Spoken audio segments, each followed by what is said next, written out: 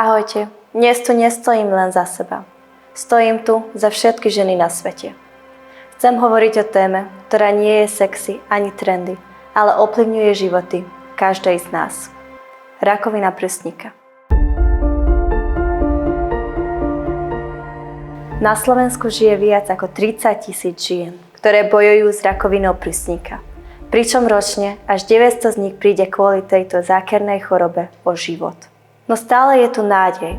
Pravidelné samovyšetrovanie a mamografické vyšetrenia môžu počet úmrtí rapidne znížiť a každý rok zachrániť až 300 životov. Napriek tomu sa prevencii nevenuje dostatočná pozornosť.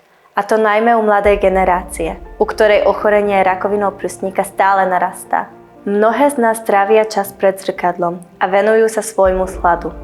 Ale čo by sa stalo, keby sme tento čas venovali niečomu oveľa dôležitejšiemu, svojmu zdraviu? Spojila som sa s neziskovou organizáciou Nie rakovine, ktorá mi dala cenné informácie o rakovine prsníka a jednoduchej prevencii.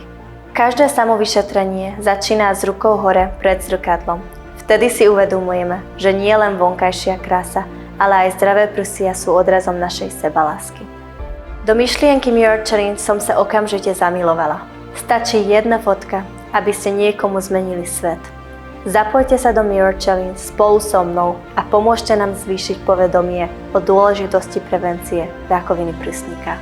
Spoločne môžeme zachrániť životy žien na celom svete. Pridajte sa k výzve Mirror Challenge ešte dnes. Ruku hore na to.